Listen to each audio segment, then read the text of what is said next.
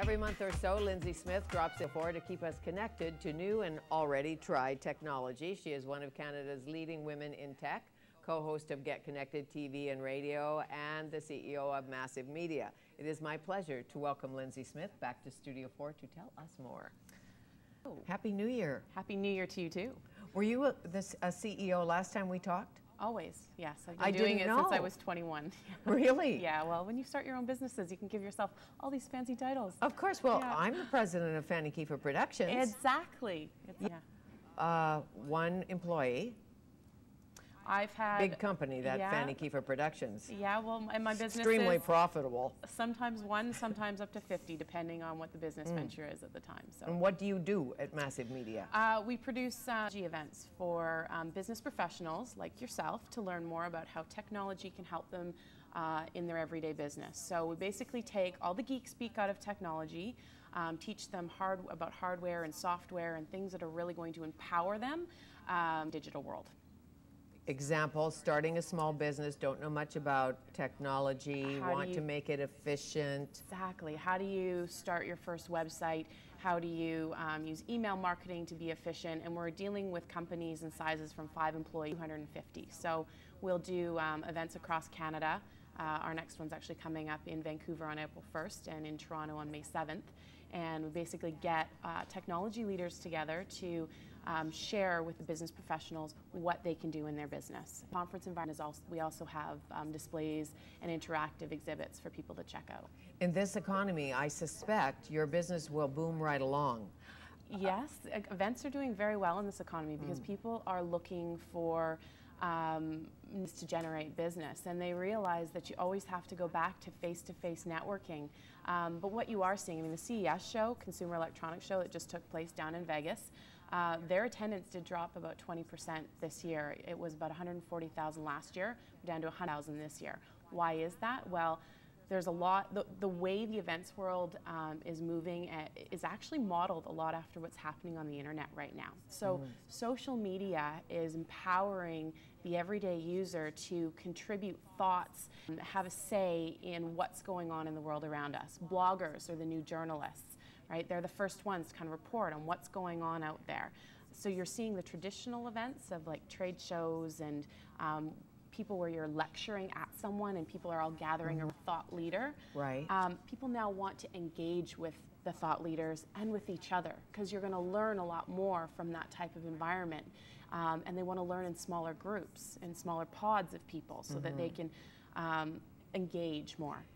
And it's immediate. I'm on the floor of the Consumer Electronics Show. I see a television that is they're so skinny now. Yes, the skinniest TVs ever. I don't know if there's anything inside of them, but there must be. I know. I swear we're only a few in those scroll-out tablets where we get to just touch with the Minority Report style and read off of like it feels like a newspaper, but it's getting back to your e-books. You love those. Sony came out with one of those, you know. Really? Yeah, they've got one. My mom just got one for Christmas, and she absolutely loves it. So it's. Tell me what's in. Oh, sorry. It's the digital readers. Remember how we were talking? Right, I know. Yeah. And I wanted one, but.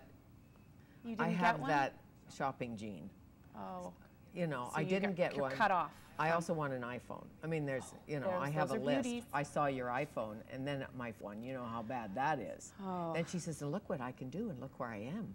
And now I'm in Switzerland, and I can tell the time, and I can find my way. It's got a GPS on it. So easy to and use. Store my pictures. Even I could use hers. Yes. Even I. Yeah, well, everybody can. It's phenomenal. Apple has done for digitizing everyday life. And there's a new BlackBerry too, isn't there? A new fancy dancy. There is. They've got a new touchscreen, the Storm, coming out. I haven't had a chance to play with that one too much, but I have heard views on it. People are liking the new interactive software. The screen, it has an actual. It feels like you're pressing the buttons as you're touching it. So it's definitely. Something that I think people are starting to adopt. There's us old BlackBerry users who really like the keyboard. Like, it's hard when you get used to a certain type of technology to actually wrap your head around. Even you say that? I even say that, yeah, definitely. Well, I said that about the iPhone because I was splurting all over the place It's with it. difficult, And yeah. she said, you'll learn how. But apparently you can't use a little No, you don't have the stylus. to do you it. actually need to I said, put I your must have fingers on. fat thumbs or something because Well, do you know what it is? When you're using the iPhone, you actually have to hold, well, the better you get at it, you don't have to do this, but a little trick when you're first starting out, run your finger across the screen until the keys, you know how they kind of pop up as you go over the letter, it'll magnify. If you scroll over A, for example, it'll magnify the A, then you lift your finger off of it. I see. And you kind of get a feel for the lay of the touchscreen keyboard that way, and as you get quicker, we'll just subconsciously pick up where to quickly type on it, so you don't have to do that as much Well, my cell phone is a bit ancient, but it can take a picture, and it's all I need.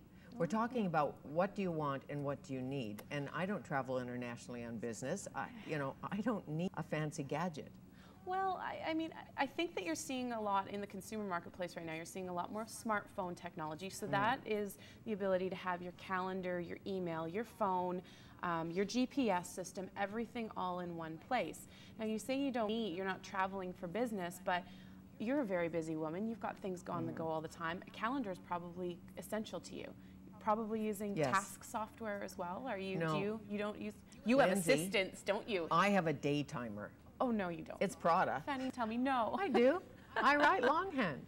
Well, I'm sorry. Okay, all right. It's messy too. Okay, we'll see. Some of it's not in alphabetical order. I wonder if a year from now that might change for you. It could. It should. I have an example. And I have numbers in my head because I think it's good for my brain. That's good. That's true. That's true. I have a nurse friend that just got an iPhone, and she looked at me the other day and she said, "I don't know how to use this thing, and I want to put my my shifts into the calendar." And to be honest, I hadn't used the calendar function on it that much. We played around with some other features, and literally within like 2 seconds, I was like, "Okay, here you go." I taught her how to do it, and now she's gone from her handwritten day planner, now using her iPhone for all of her shift scheduling, her family appointments, and everything. So. It didn't take that much for her to, like, it was probably about a 10 or 15 minute conversation that we had. Well, mine would be half an hour. And I have to write things down. I doubt that. Look at Sue. She's smiling nicely. She knows. She knows. Does she do that? Yes. I mean, I lose my password. I put it under the hat in my office.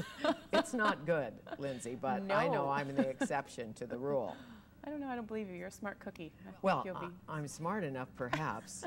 But when it comes to technology, I'm a bit compromised, and that's okay. But I'm fascinated by it. Now, back to the book, because I rudely interrupted. No, that's okay. I didn't have that much more to elaborate on it, other than just wanted to let you know that there are ones out from Sony right now. I can't remember the model name off the top of my head, but I really enjoyed it because it was quite thin and it was lighter. Than the name's escaping me right now. The Kindle. Remember we were talking about that? Yes, and can you read War and Peace or?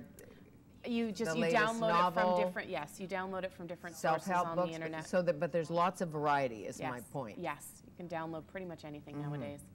So, that's good. Out recently was ordering videos online and watching, because you'd think again that I'd probably be one of these people that has been doing that for years, but I just started over the last couple of weeks, and it's phenomenal being able to watch a video on your laptop, and so easy now. On an airplane or something. We have Shaw Video on Demand, so we do it that way, but not on my phone. Yeah, and there's sites out there now where it's completely legal, and you pay your fee, and you get to download it, and you keep it, and you can watch it over and over. You can transfer it to different media. You can burn it to a DVD if you want it. So that's going to be a huge. I think the mass consumers they're also going to start doing that more and more in the next year, and it's not going to be such a scary thing to watch videos on your laptop. It's not just going to be for the geeks. It's everyone's going to start doing it. Exactly. It's moving so quickly. The mobile devices, all of that. Sony has an 8-inch notebook. Have you seen that?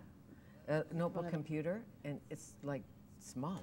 Oh yeah, Sony is known for being able to bring out some of the smallest ones. Another company that has it is the Asus. They've got their EEE models, and a couple high-end are really, really tiny as well. What about the new sites? I know there's some new pharma sites. If